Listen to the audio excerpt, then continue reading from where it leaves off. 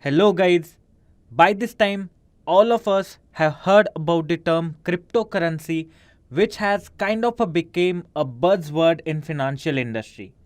This revolutionary virtual currency that's changing the way people do business is incarnated through the concept of blockchain. Blockchain is a distributed, unchangeable ledger that makes it easier to record transactions and track assets in a business network. Whether it is a tangible asset or intangible, a blockchain network can track and sell almost anything of value, lowering both the risk and cost for everyone involved. And with this series of videos, we are going to cover the nuts and bolts of blockchain technology. So, guys, fasten your belts before we dive into this session of blockchain. And also make sure you guys enable that subscribe button and bell icon so that you never miss any update from Intellipaat YouTube channel. First of all, let me take you guys through the agenda for this session. We'll begin this session by talking about the transformation of money from centralized to decentralized currency. Then we'll discuss Bitcoin briefly. After that, we'll define blockchain and understand what it is. Next, we'll talk about blockchain tectonic shift and the possible solutions. I hope all of you guys are clear with the agenda. So let's get started with the first topic of this session, that is transformation of money. We will be discussing blockchain. So as we know, the blockchain term has arrived and become very popular in past few years. What is actually it is? What blockchain exists for? As the name suggests, it is a chain of blocks. What blocks? A block of information, maybe financial, maybe educational, maybe your scientific information, or maybe things you are thinking. So commonly we say blockchain is a chain of blocks that may have any kind of information for which they are developed and designed to. Every block in a blockchain has information about the transaction happening in the network.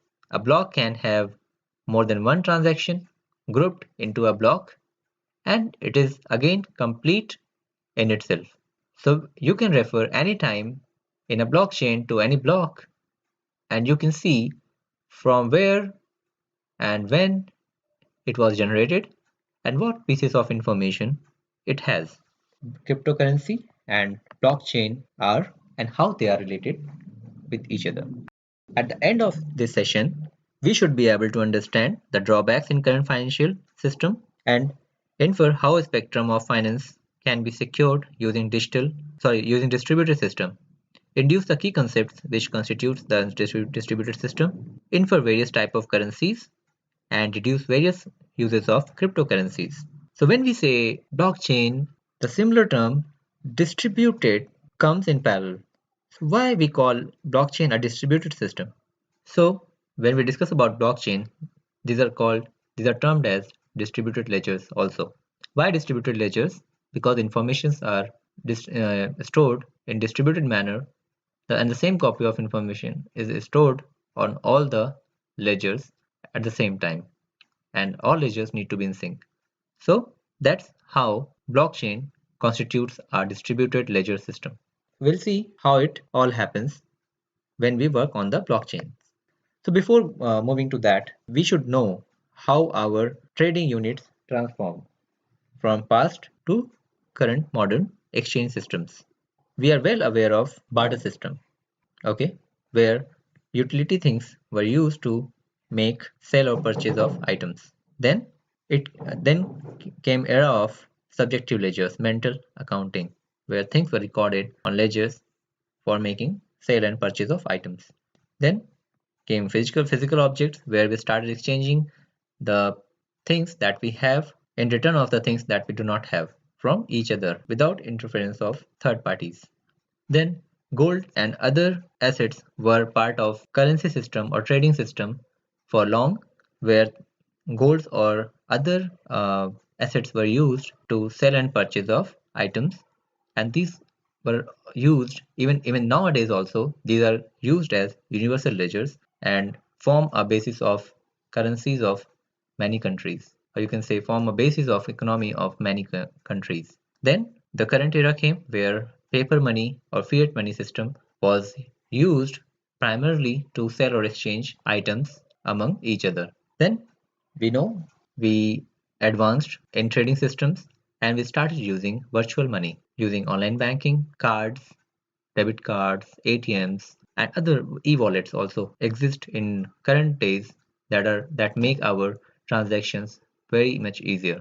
Then corporates also use their inbuilt token system, or you can say their own kind of exchange systems inside their organizations for buying like meal, their certain facilities, maybe their shopping carts and other things that again constitutes a trading system where they record their transactions and their values in form of corporate tokens that are specifically allowed and designed for that corporate or organization.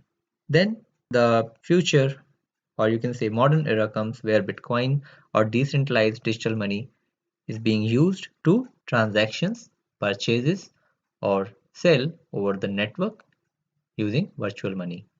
Bitcoin in current scenario, if we discuss, exists equivalent to our dollars, pounds, and other standard currencies and is very well recognized to do online transactions. And it has very much good value as compared to your dollar that makes the whole currency system workable.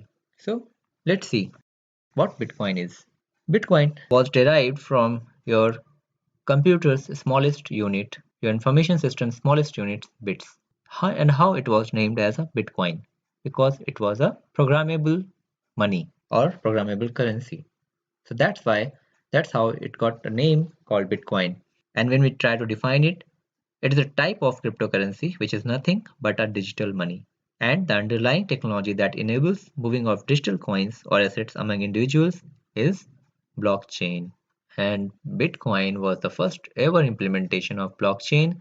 And that time people thought that only cryptocurrencies can be built and run over blockchain. But as the things moved year by year, people started understanding that blockchain can be used as a universal network where all kind of information can be stored, exchanged in a distributed manner in form of distributed ledgers which are immutable, secure, non-hackable, and easily auditable whenever required, which give huge level of transparency that our current system do not have. It removes mediators that are present and impacting badly our current financial or other kind of systems. So these all benefits came when people started understanding what blockchain actually is. So let's see what blockchain is. As we already discussed, the blockchain is an incorruptible digital ledger of economic transactions that can be programmed to record not just financial transactions but virtually everything of value. So what does this definition means?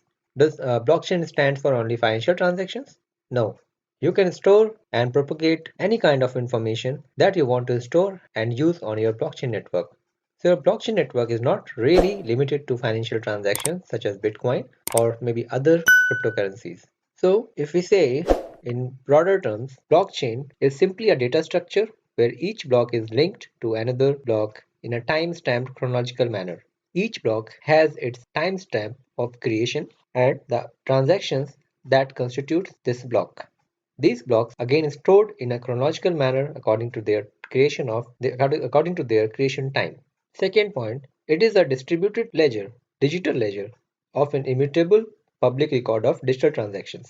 This means the information is stored in multiple digital ledgers, distributed digital ledgers, which have same copy of information stored and immutable and cannot be changed once recorded. Every new record is validated across the distributed network before it is stored in a block. So when we say a blockchain is a self-sustained, self-validating network, so validation becomes an important and integrated part of any blockchain network. Every block that is going to be written in the existing blockchain should have gone through a standard validation process before getting recorded in a block. During this validation process, your validators decide and record only good blocks. The bad blocks are discarded, and that's how your blockchain kept safe and secure. All information once stored on the ledger is verifiable and auditable. You can anytime go and check your blockchain network. You can traverse through it and verify, and audit any information that is recorded. Each block is identified by its cryptographic signature. We know that all blockchains have distributed ledgers which are owned by different nodes. So the information is not available in a plain format. Everything in a blockchain is stored and saved using cryptographic signature, or in other words we can say in form of encrypted information only. The first block in any blockchain that you develop or produce is called Genesis block. The Genesis block is the very first block that you have to create, and at position 0, if we talk about length, and that should be the point where your whole blockchain starts and other blocks in that blockchain start following that Genesis block. So definition of blockchain, as we already discussed, Genesis block will always be your first block in any blockchain network when you are designing it, developing it, and start using it. So the other blocks in the network follow this Genesis block, and every block in the chain identifies the previous block using its block ID, or you can say hash of that block. So this way, every next block is aware which block to follow or which block is following itself. So to access data of the very first block created, you have decussate from the last block created to the first block. Okay, so at any point of time, if you want to traverse the blockchain network, you can start from the last block, and you will be, if you follow that, you will be successfully able to get your Genesis block and the length of the blockchain. Sounds good? Yes, so this is one of the interesting feature of blockchain where it know what there is. Every block knows who is their ancestor following him. Then how blockchain tectonic shift happened? Sorry, how blockchain tectonic shift or roadmap we can assume from now. The 2017 started as a golden period of blockchain where venture capital flows $10 billion has been invested into Bitcoin. Everyone started recognizing the power of the blockchain. They started using it, and now everyone thinking how they can utilize the features, immutability, securability, your non-hackability of and the other features like removal of mediators, peer-to-peer transactions. These are all very good features that everyone in industry want to use blockchain for their businesses. And then everyone started investing into the Bitcoin and blockchain, and the amount of the invested into the blockchain, so Bitcoin in 2017 was $10 billion. That started moving it at very faster pace in the market. If blockchain grows with this pace, that we are really sure. So by 2023, we can, which we can say a development phase of blockchain, age of consortium, alliance, and governance, Gen X platforms can come on the blockchain network and start leveraging the features and services of blockchain. Again, by 2024, the blockchain inflection point can attain critical masses, can become integrated part of many organizations. By 2025, point of no return, we see that most of the organizations have already moved to the market and already moved to the blockchain, and they are not in mood to return from the blockchain. Okay, so just to summarize, you can take a scenarios like by 2023, your government may start collecting tax on blockchains. 1 trillion IoT sensors could be connected to the internet. Digital transformation of outreach of 80% of population. Your your masses and population shall start receiving things digitally. 80% of the population should start leveraging the features of digital technologies.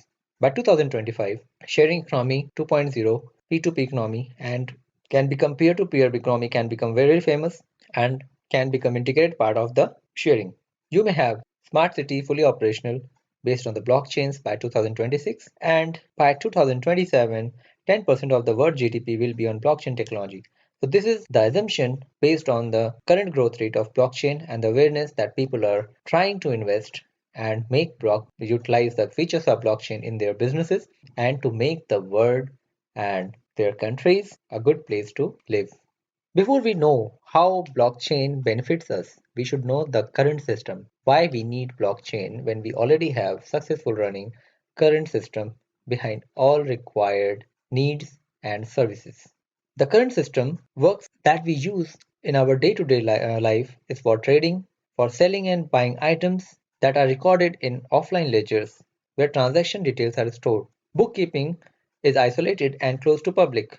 The public do not have direct access to the books, and for this reason, we need a trusted third parties or middlemen that we trust and they help facilitating the services, whether it is library, whether it is trading, whether it is shopping, buying over networks, maybe Amazon, maybe Flipkart, maybe other shopping sites that really requires a middleman to shop and purchase over the network in current scenario.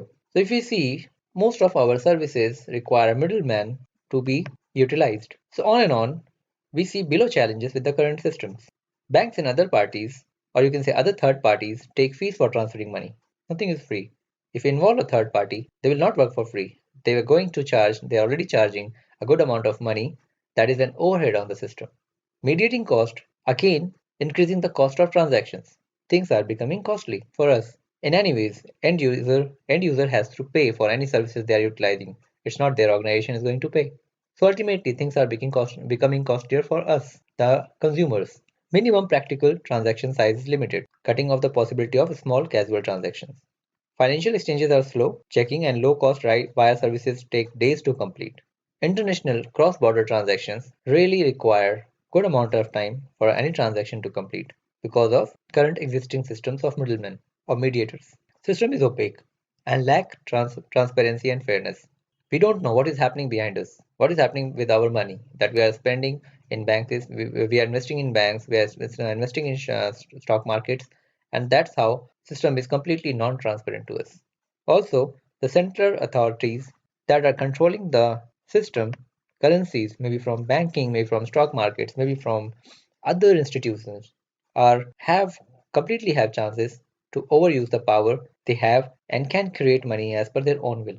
Even every country's currency system is being managed by their own head banking institute.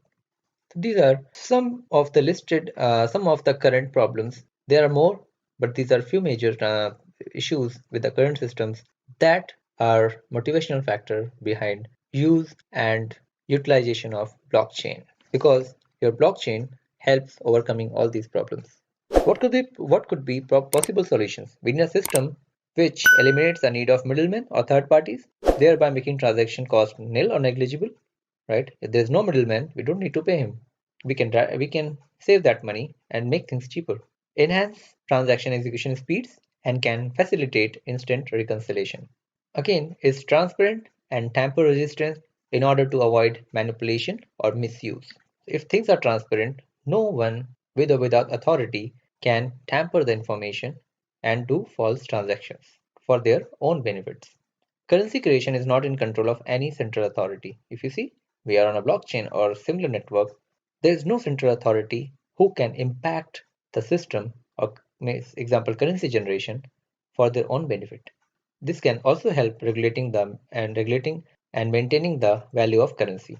Things in current system sometimes go beyond control. Inflation cost may go very high. That is something unexpected with the current system. Things are not predictable as they should be. So using a system like blockchain will help regulating the currency, money, economy in a very expected and time-bound manner. So how distributed system solve this problem? Distributed system enables a network of computers to maintain a collective bookkeeping via the internet. This is open and is not in control of one party. It is available in one ledger which is fully distributed across the network. So there will not be any single authority controlling the information, and things are available in distributed ledgers, say computers or nodes. So how distributed system looks like? You see, it is a environment, or you can say network of connected nodes, say computers, servers, peers, or you can use any term, that have their own computational power, storage, and logic to do transaction in a distributed system. So on and all, we can say a system where two or more nodes work with each other in a coordinated fashion in order to achieve a common outcome is called distributed system. All nodes, all computers in the network should be serving a common goal. If they are blockchain system, cryptocurrency system, they have to be meant for financial transactions. It's modeled in such a way that end users see it as a single logical platform. For end users, the what matters will be the outcome from the network. What they want to do, they should be able to do without any middleman. What is a node in the distributed system? A node can be defined as an individual processing unit in a distributed system. All nodes are capable of sending and receiving messages to and from each other. Nodes in a distributed system need to be connected with each other. Some may be directly connected, some may be connected through other nodes. So the whole purpose is that whatever information is flowing in a network should be able to propagate to every node without any specific delay or any tampering. So that's constitute the end of our second session. See ya. Bye. Just a quick info, guys. Intellipaat provides blockchain certification training mentored by industry experts, the course link of which is given in the description below.